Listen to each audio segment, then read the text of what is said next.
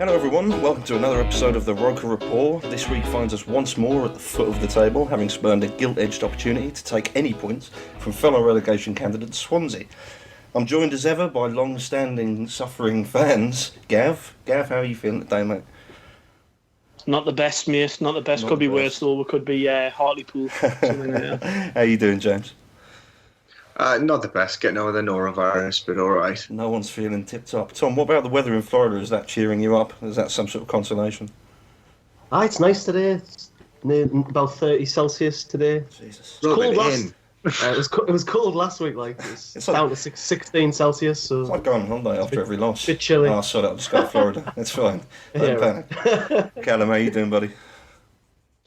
I'm back down to earth. Back down to earth. Good times. Mm. Well, I suppose we should get started with how terrible Sunderland were yesterday. For me, they never got out of first gear. Oh, Gav, what happened in Wales? Yes, what did happen in Wales? It's unexplainable, to be honest. Well, actually, you know what is explainable.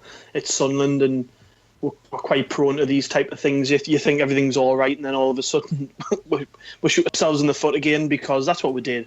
I mean, Swansea deserved the win, but I mean, we gifted them a lot of those goals through poor defending, mainly. And just as we thought we'd turned a corner, it felt as though that yesterday was a huge step back, especially knowing who we've got on Wednesday night. I thought anything other than a loss was a good result beforehand. I think you've got to kind of respect Swansea and acknowledge that they've got some decent players and that they can turn it on the day like any team can in this league. But we just did not turn up at all. The players who've been standing out in recent weeks were very poor, and above all else, we just weren't there.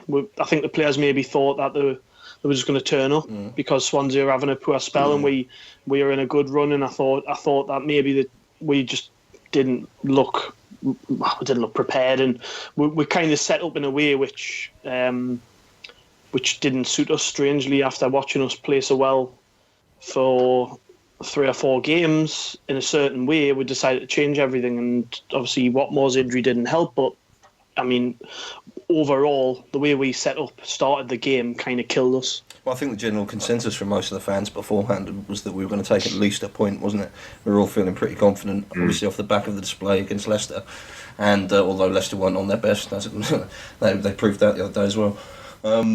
That's what I took from the game as well, pretty much. That sums it up for me. I saw no one turn up.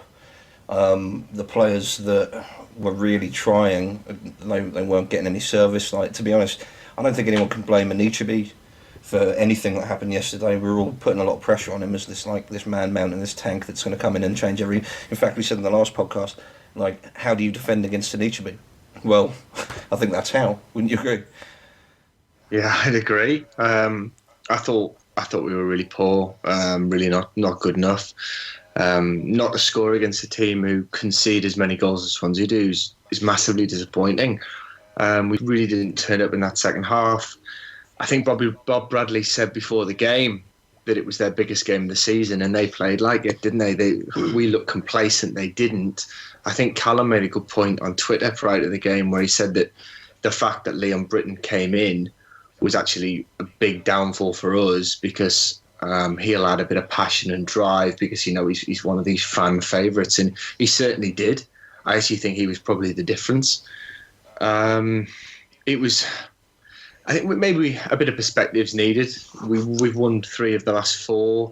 There's a reason that we are and have been fighting relegation for the past few years and will do this year. We can't win every week, like, can we? But I mean, Billy Jones's missing the first half was pretty poor to me. I think if he puts that away, I don't think he should pull it back to Defoe. I think he should pull the trigger. Yeah, I agree with that. I think everyone was screaming at the telly / I'd agree.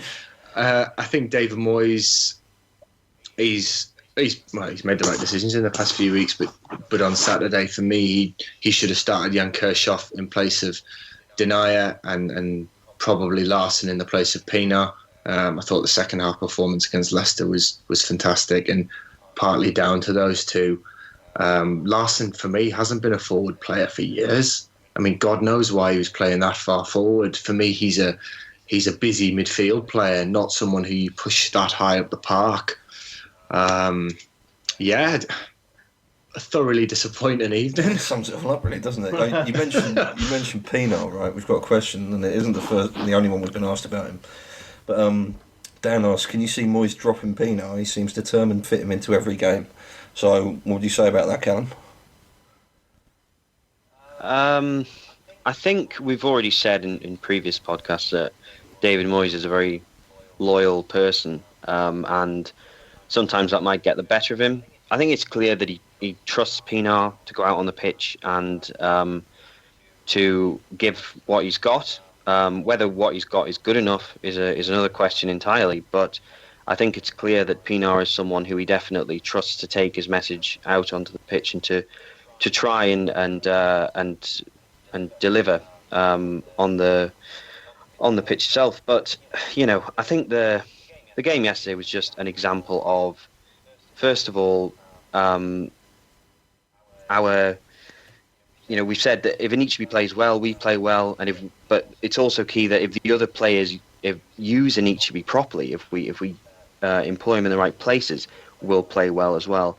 There was just too many individual errors. I think I don't think it's particularly fair to pick on, just Pinar or just Denaire. I think all in all, it was an underwhelming performance. A lot of mistakes, poor marking, bad defending, poor passing. The one thing I would say that I thought wasn't picked up enough is the second goal from the corner. If you watch it, you wonder, well, how has it got to that place? How is he all alone? And there's two clear fouls in the box that happen. One on I think Mawson's holding Van Aanholt and also walks across Anichebe as well. And Amat has literally got a hold of Kone, who, fair enough, he's lost Llorente for the run, but he's getting back towards him, and he would get there otherwise. But Amat literally grabs him. But all in all, I mean, overall, we didn't deserve anything. We're a poor team and an inconsistent team in a poor league. That's an inconsistent league as well. I mean, Palace can go and pump Southampton and then get pumped by Swansea, and Hull can beat Southampton, and we can beat Leicester, and then Leicester can go and absolutely dominate Man City. It's indicative of the league this season, where we mustn't get carried away. And I think we've been spoilt the last few weeks because obviously it's so rare and we get very excited. Christmas came early, sort of thing. Yeah. But it's brought us all back down to earth with a thud about just how difficult this season's going to be, I think. Well, I mean, talking about like the tactics that were employed, let's start with before the match. What would you make of it, Tom? Moyes' the tactical decisions beforehand to set up for the game?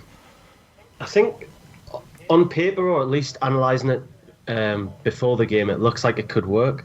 And Larsson really is the kind of person you would think might be able to take over Watmore's role, just because he's quite an energetic player, but he just didn't have the pace or the stamina. I mean, he's just back from injury, isn't he? And trying to ask him to fulfil that role that Watmore brings was a real big ask, and he wasn't out for it. He wasn't sort of able to do it whatsoever, unfortunately.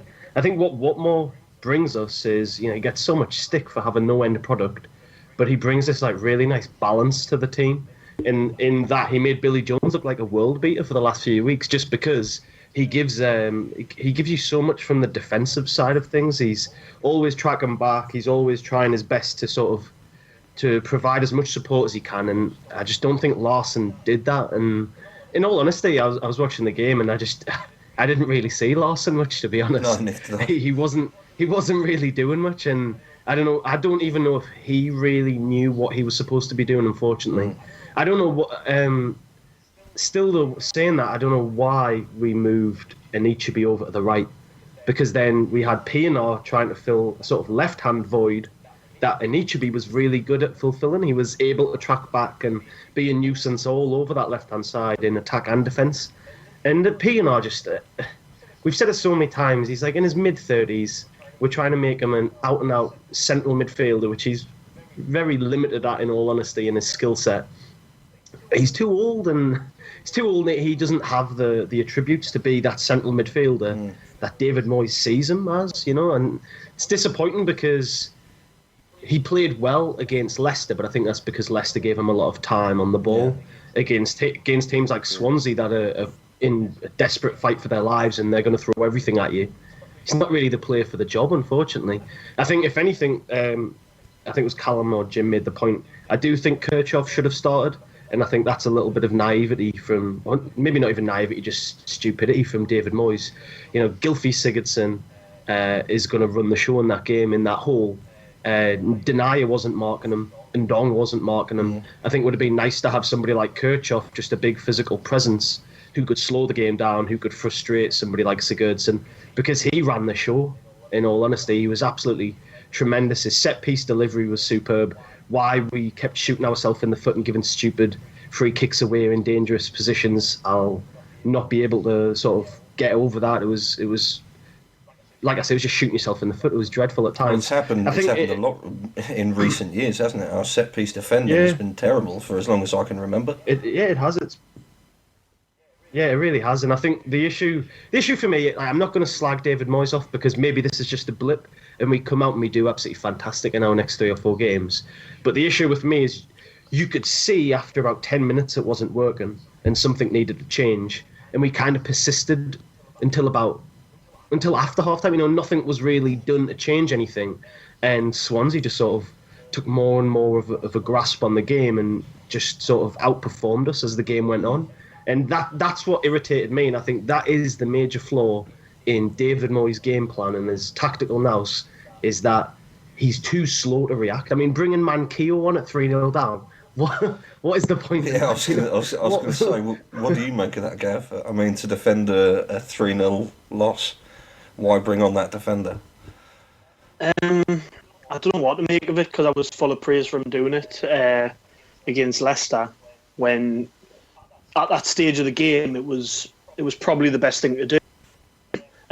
But yesterday, when you're 3-0 down, it's a bit of a bizarre one, isn't it? I can only assume that he didn't want to risk Borini, considering the conditions on the pitch, because it was chucking it down like. But I don't know. It's a hard one. I think when you're 3-0 down, maybe you thought it was going to get worse, and you just wanted to get another defender on. It could have been maybe that he just sees Manquillo as a midfielder and is somebody who can tidy us up when things are going bad. I don't know. I'm struggling to get my head around it, if I'm honest. I'm not really too sure what the thinking was behind that. It was more than likely that he just wanted to close the game out. Sometimes I've seen other managers talk about this in the past, where you're getting tonked, and the next natural thing to do is somebody steps up with a bit of leadership and says, look, we don't concede anymore. This is it. We're shut up now, 3-0, and that's it. And that's not what us as fans want to see. We want to see the team go for it and try and get back in the game. But I think it was pretty much lost at that point. And getting on another defender was just probably an effort to try and shore us up. It was nothing more or less, I would have thought. Yeah, do you think it was just him? He didn't want to see us get absolutely tanked. We were, though. That's the trouble, isn't it? I get what you mean. Like, we don't want to be completely humiliated, but when it really comes down to it, at this stage of the season, does it matter if we lose 3-0 or 6-0? I mean, yeah, you could argue that goal difference may make the slightest difference in the distant future, but that's what it is. We've got half the season to play still. So for me, it should have just been all out. I think the mentality aspect, isn't it? If you get beat. If you get beat 3-0, it's bad. If you get beat 4 or 5, it's certainly worse. One thing for me was we're quite quick to praise Didier and Dong the last few weeks, but I found he was really poor, wasn't he? On Saturday, I found he didn't make much contribution. Obviously, he's going to miss the next game. Picked up another booking, which is 5, I think, so he misses the next game. But he was late to the tackle at a few times. He looked all out of sorts, as did Denier. But who would people bring in against Chelsea? I mean, how do you plug that gap? Do you bring Larson back into midfield with Kirchhoff, and then do you play Khazri further forward? Or what would people do? I personally would play Borini. I think that the reason Borini wasn't brought onto the game was because he's just come back from injury, and obviously the weather as well. Terrible. Do you think weather? Yeah, absolutely. That's what I'd have been thinking anyway. I'd have been thinking, look, he's going to come here, he's going to come on the pitch, and he's going to give it his all. He's going to work his arse off for the last 10 minutes. Do I really want him doing that at this stage, or do I want him in better conditions with an extra few days to rest and recuperate or train? Do you know what I mean? And then I'll just bring on a defender and write the whole thing off. I honestly think by that point he just written it off. You know what I mean? Because we saw Borini strip down, didn't we? We saw him get ready, and then he obviously just thought to himself, you know what? I don't think it's worth it. Don't think it's worth adding to the injury list. That's what I think anyway. That's what I could take from it. I mean, The problem is that there is a lack of options at the moment, and he clearly doesn't want Khazri in that team. I'm not on the training pitch every day. I don't see what he sees, but it's clear as well that obviously Khazri is there. I think Khazri works hard. I think there's a kind of myth that because he's this technical player, he isn't willing to track back, but we've seen him track back, we've seen him work hard, we've seen him put a shift in. So there must be something else going on. I don't think he should play Borini against Chelsea purely because I think it'll be, he will be in his own half. He'll literally be a sort of second fullback, chasing back. He won't see a lot of the ball.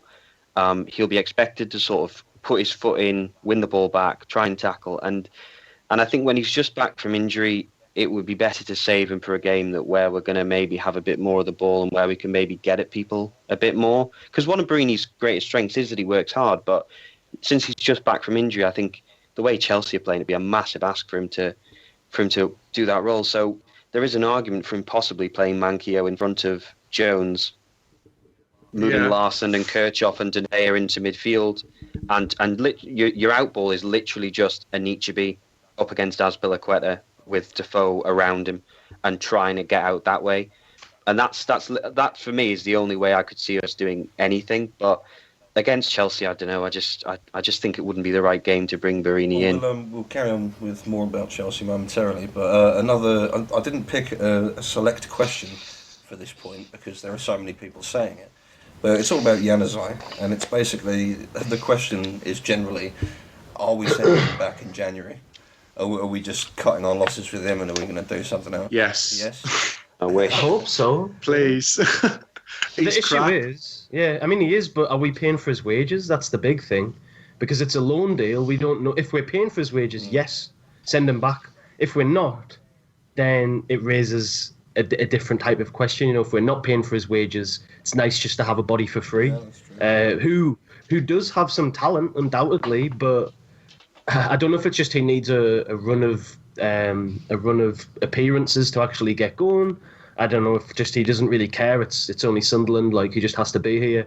I don't know what it is with him. There's a serious issue, but ultimately he's not doing good enough at the minute. And if we are paying for him, it's going to be a canny bit of money that we're paying for him. There might be a case to be made there to get rid of him and reinvest, I guess, Yeah, I mean, if we're paying wages for a player like Adnan Januzaj, I at least want to see some graft. There was multiple times in the second half where he's picked up the ball and gone one-on-one with the fullback or whoever it would be.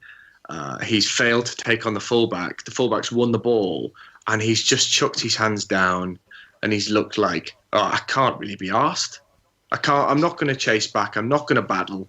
So for me, there is nothing worse. And yes, Khazri may give the ball away a bit more, but he's a stronger player. For me, he works, as Callum says, he works harder. I don't see any reason why Adnan Januzaj should be in that team or even that squad. I think he's absolutely awful. You should have seen him for the under-23s the other week. It was embarrassing, to be honest. Was it? I mean, he scored an absolutely brilliant goal. I don't know if anyone saw his goal, but he got put in over the top. We were defending our goal and Madja played it forward quite high. right over the top of the two centre-halves and who were on the halfway line with Januzaj, because he decided he was playing up front. I don't know what the thinking was behind that, but he spent the whole game just standing between the two centre-halves, didn't want the ball. He couldn't have looked less interested. With Moyes in the stand, funnily, and I thought he might have, tried to prove himself, even though it was maybe perceived to be beneath him, that sort of game, but he didn't do anything really. And I watched him, and he came off after about 50 minutes. He just didn't want to be there. You could just tell. And I don't know, with someone like Januzaj, I remember Moyes talking about when he first came, saying something along the lines of that. Adnan just needs to be loved, type of thing, and he's a good player, and he's worked with us before. And that type of player, basically, he can be a bit huffy, but he's got something magic about him. And when he wants, he can turn it on. I mean, I was at the Shrewsbury game when he scored a really good goal to win us it, when it looked like we weren't going to get anything. Against lower league opposition, he come up with a good, strike from range with his right foot, and he does have ability. It's undoubted. You don't make it at Manchester United if you don't have something about you. But we've got to take into consideration the fact that his last club, Dortmund, sent him back because his application was poor.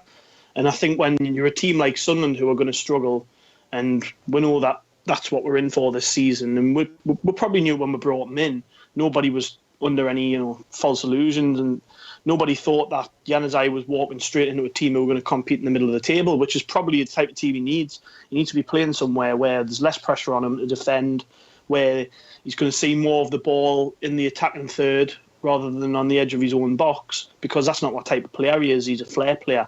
But it doesn't really matter. He's here, and he has to muck in, he has to give his all. And it's strange, you see all these little behind-the-scenes videos on the club YouTube channel, and there was it stood out to me actually at the training day with the kids and stuff. Januzaj looked quite involved, and he was smiling, and he is on all these videos. He looks quite like a happy, decent enough person around the club.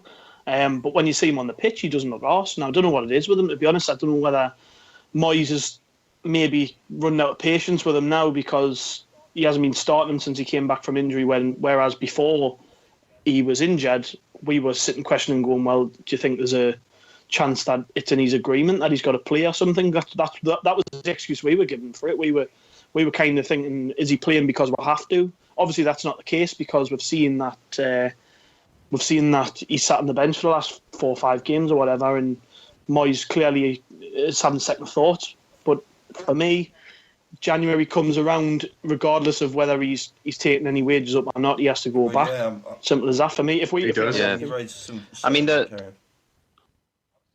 I was just going to say, I mean, Januzaj, he's one of the least competitive and combative players I've ever seen play, and he's not. People say he's special and he's got this talent. We've seen a million technically gifted players like Januzaj amount to nothing, and we've seen like Adel Taarabt, Ravel Morrison, Jack Rodwell. Look at where Bentner is now, Jack Rodwell. There've been loads of these players. There've been loads of these players who they've got talent, but talent is only a part of what you need. And he does not want to work hard. He doesn't want to improve. He looks like the sort of player who gets on 30 grand, 40 grand a week and thinks, that'll do me. Thank you very much. No need for anything more. I'll just live off this brief showcase of ability that I did until I retire. And you don't need to be interested in football or experienced in watching football to see that he's just not interested. There's just so much self-entitlement to him. And he walks around on the pitch, and you can see when there's a 50-50, a couple of seconds before the 50-50 tackle, you can see him pause and think, hang on, is this worth it for me? Is this worth me going into this? And then he kind of he kind of goes, he kind of pauses, and then he thinks, oh, well, I may as well go in. And then by that point, he clearly goes, oh, too late now anyway, and pulls out. And he just doesn't want to roll his sleeves up. He doesn't want to scrap for the club. And so the club shouldn't waste any more time or money on him. If there's a get-out clause in his loan deal, we need to take it and we need to move on to someone else. I've got less than no time for him from what I've seen. I'd completely agree. Like he couldn't fight his way out of the paper bag. I've said it in multiple podcasts. Like, I have got all the time in the world for players who maybe lack a bit of ability but give their all. But I've got no time whatsoever for players with self-entitlement who think they're above the club, and that's all I get from Adnan Januzaj. The thing about it is, even like some very valid points all been raised. Like as Tom said, if he's free, then it's good to have that free body there, isn't it, in the team? But separately, like Gav says, I mean, especially when you consider that Januzaj is actually getting chosen by Moyes over other fit and more capable players like Khazri, for example. Still, God knows what's going on between those two. Is it worth it? Even if we aren't paying him anything, would it be a good idea? I mean, it's not to say that Moyes is going to agree with us, but technically speaking, you could say even if he is a free player, he's taken up a slot, and that slot could be filled by somebody who actually cares. And back to what Gavin said about seeing him for the under-23s the other day. I wasn't at the match, but I watched the training, like on Periscope. I watched the training live, the warm-up, sorry. And everyone else is sprinting, everyone else is running, everyone else supplying themselves, and he's just walking. He's just strolling between cones, looked like he couldn't care less, just didn't want to be there. Do you know what I mean? And I've seen him do that so many times, so yeah, I think we're all of a general consensus that he's crap and needs to go back. I mean, yeah, Gav was saying like he's got a smile on his face around the place. I'd have a smile on my face if I was on 40 grand and just walked through some cones. You know what I mean? Like, I don't know. He's just.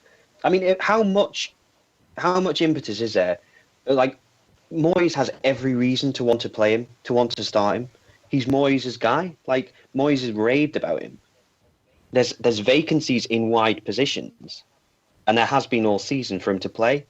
Now, if Moyes has every reason to play him, and yet he's clearly unwilling to, what does that say about Adnan Januzaj's application and attitude during the week? I think it speaks volumes, and it's quite damning. So, you know, I think we should definitely read into that Moyes, even though Moyes is, like we said, loyal and he trusts certain players and he likes people he knows, he's not willing to start Adnan Januzaj. Well, yeah, that's fair enough. That about clears it up, isn't it? Right. Going back to Chelsea. Chelsea on Wednesday. Tom, I'm going to let you fill some of this for me.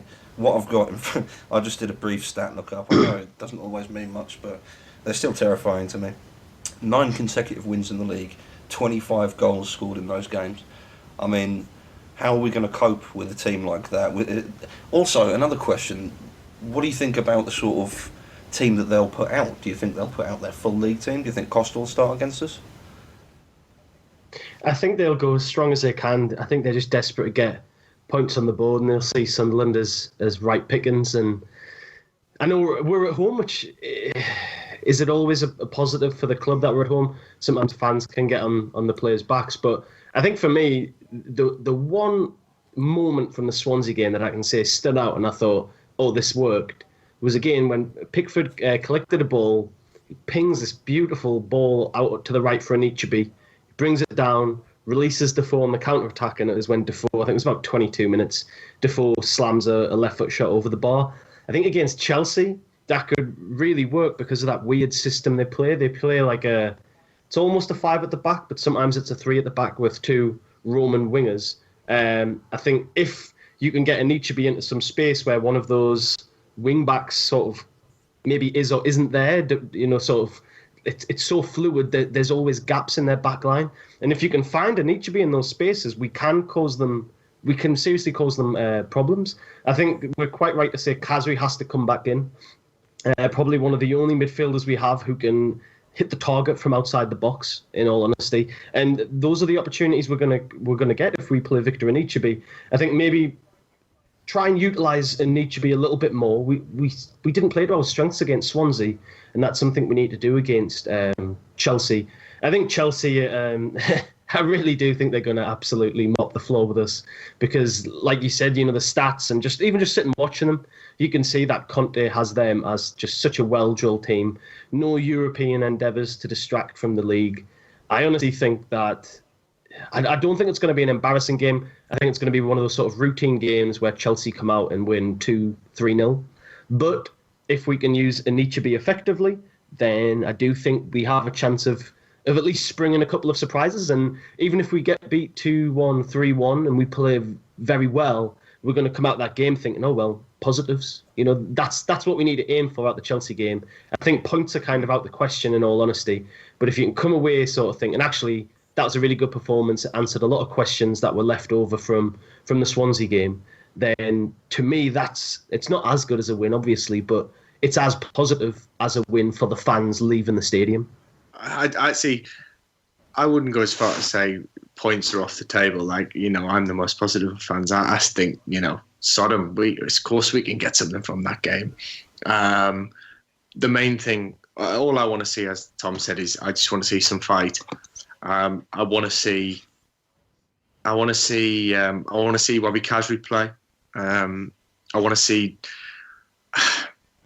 a bit more control in midfield. I think the only way we can do that is with someone like Adnan Kirchhoff. I think if he plays, I think it gives us so much more balance, and I think it gives us such a better base for all of our attacks, or any attacks we do have. I think when you've got someone like Denier there, he puts himself about quite well. I mean, he didn't do very well on Saturday, but he does put himself about. He's a big lad.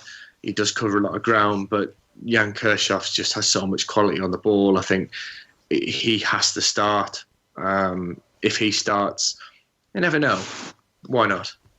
What about you, Kev? I'm gonna. I'm actually funny enough. I'm looking forward to the game. I'm looking forward to going. I've still got the memories from last season fresh in my mind. And that was a point where we didn't think that we were going to win. Although Chelsea, when we played them last time, are a completely different outfit than now. I still think that we can get something from the game, regardless of how good they're doing. I'm with Jim on that. I think that we are capable of anything, providing we take our chances. If we took our chances on Saturday, we wouldn't have got beat 3-0. That's a problem with Sunderland. We don't have enough players confident enough for shooting. So I agree, Khazri probably has to start for that reason. He's obviously not a favourite of Moyes, but I think if we're going to try and surprise a team who are going to turn up with a plan, a routine plan, who they're going to expect to turn up here and win pretty comfortably, put it that way. We need to have a couple of mavericks in there who wants to get to try something different, and that might be Khazri. And I think the safe option would be to continue with what he did at the weekend. But the problem is obviously that Ndong's missing, so it now means that he's got to shuffle the pack again, which he probably doesn't want to do. He probably wants to, even when we're getting beat, try and keep a team together who can get a run of games. I think that's been our issue all season, really. But for the Chelsea game, I think he's got to get Kirchhoff back in the team.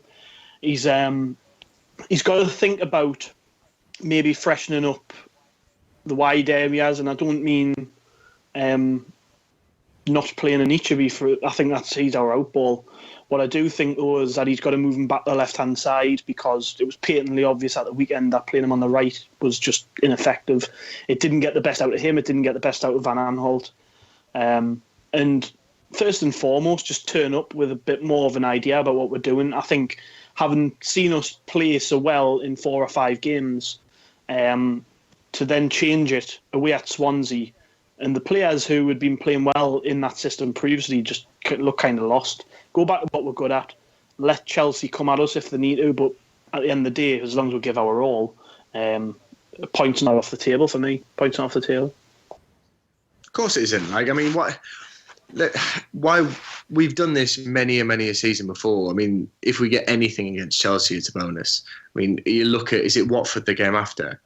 I mean, that's the game we all look at and think, right, we're probably going to have to get 3 points from that. And I think that was the game that Fabio Borini's been looking at and thinking, that's the game, that's got to be my marker, that I want to be fit for that game. I want to be hitting the ground running for that.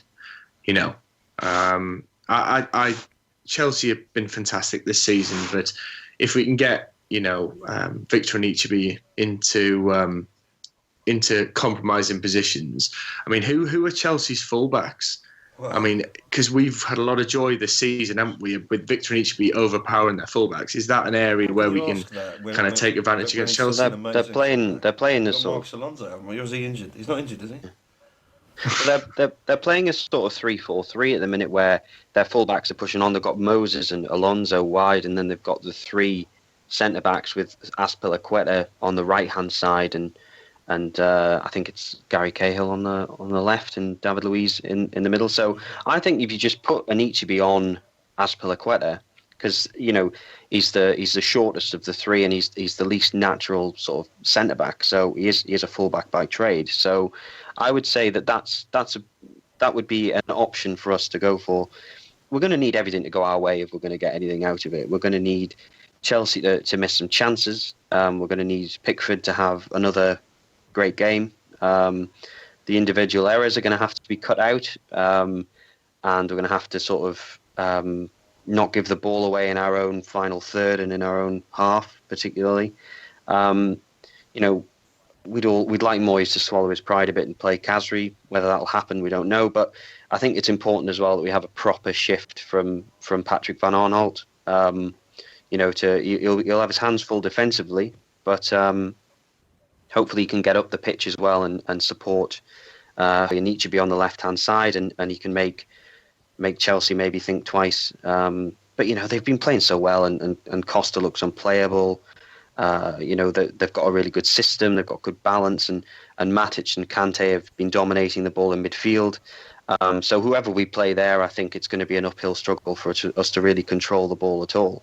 So I think, like Gav said, we need to go back to basics. We need to go back to what was working, and we need to use Anichebe intelligently. And I think if we do that and things go our way, and everyone sort of cuts out the individual errors and everyone puts in a really good shift, and it's 90 minutes of that, then anything can happen. It is football and it is Sunderland, but it'll be a big test, definitely.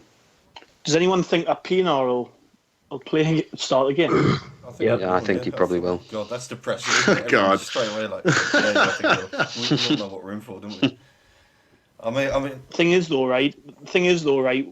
You've got to kind of like look at it objectively and think, like, I can see why Moyes rates him, because over many years he's proven himself as a top class player. Effectively, he didn't get a move to Spurs for now. Yeah, but the issue really is that it's actually I kind of view it the same way as Januzaj.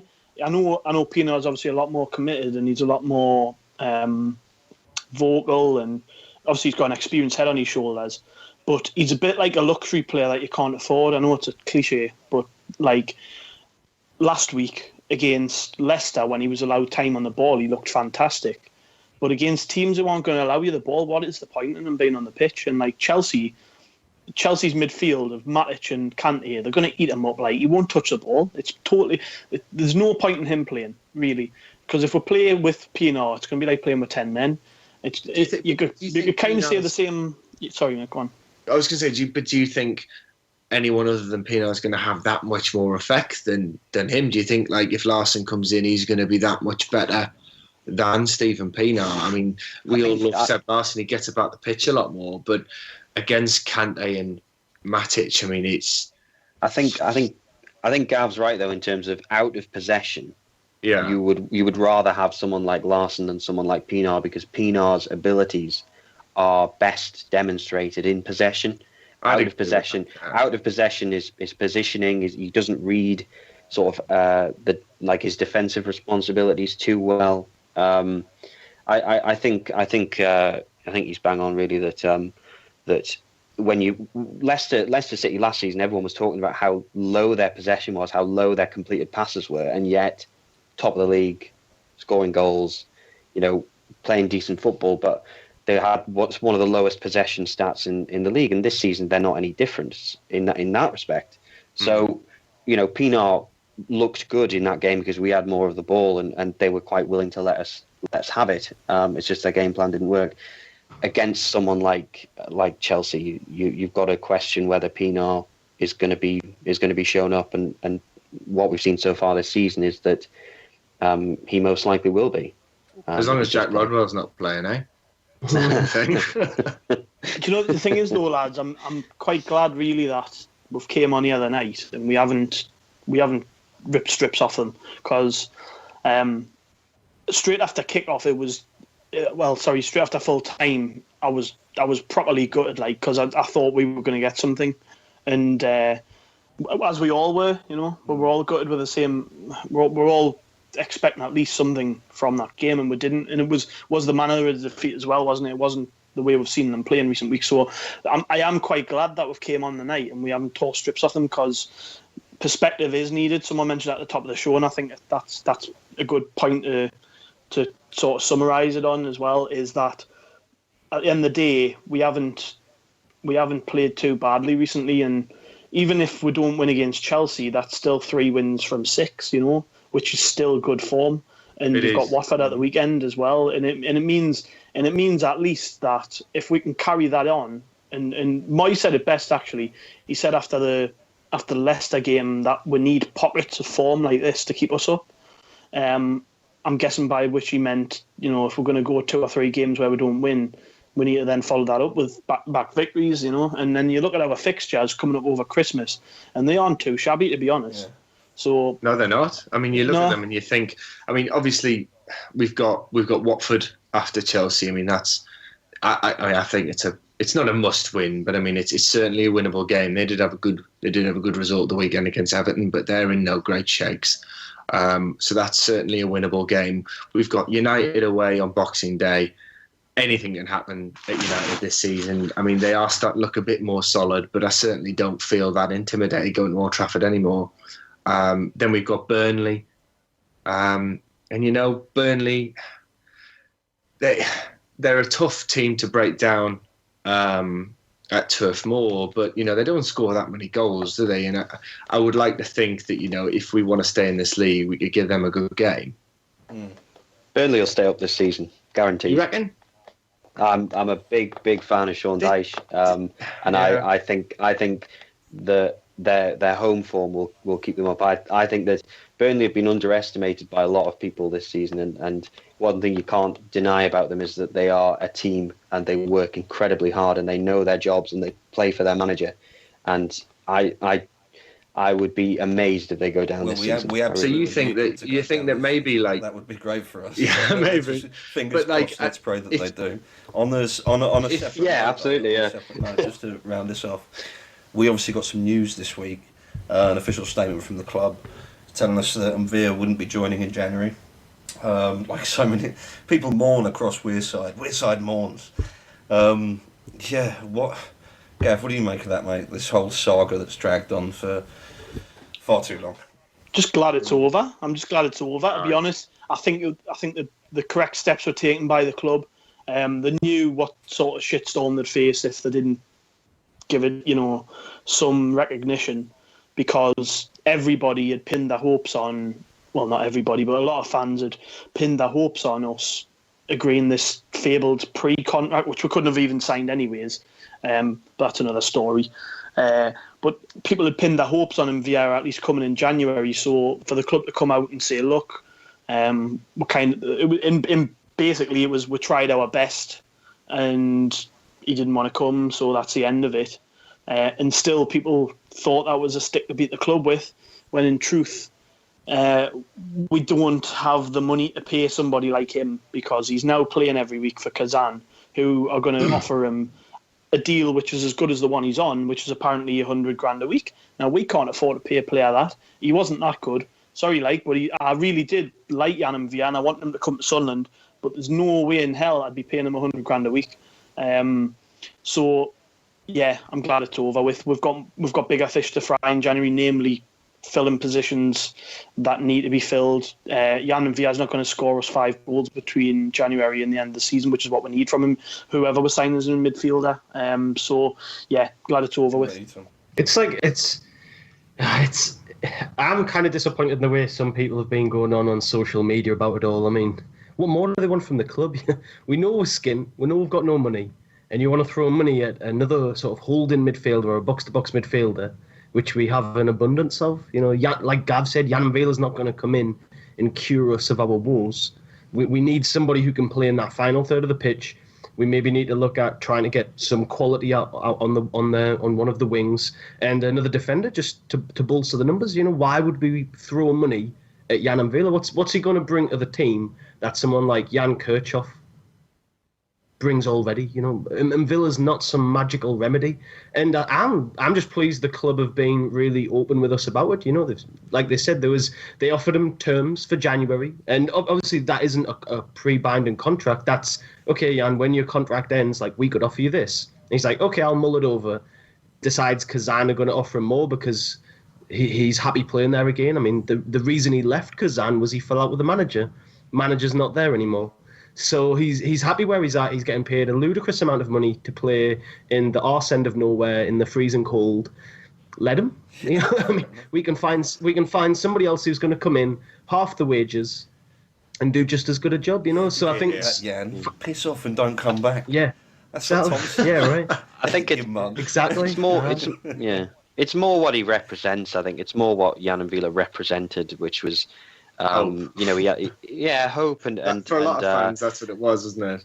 Yeah, I think it's, you know, people when you think about your club signing players, a lot of people just don't think about the sort of the business side of things. They don't think about the money. They just think that's a player who was good, very good for us. He looked like he wanted to come, and it's frustrating. And when you as a fan, you can't help but get attached to certain players.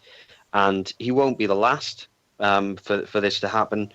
And you know, we'll move on and we'll get over it, and the club will still exist, and we'll still be fans of the club. And but it's just frustration because Jan Villa was more than just a player. He was sort of so popular, and he was this kind of cult figure, and he represented like the sort of the battle, and he was involved in that in our escape last season, and it's another one of last season. It's another memory of last season sort of gone, and I think that's more of what it represents, just that kind of frustration. But we'll move on, and I'm sure we'll get over it in no time. And the rest, as they say, is history, I suppose. Now we look forward only to Chelsea on Wednesday.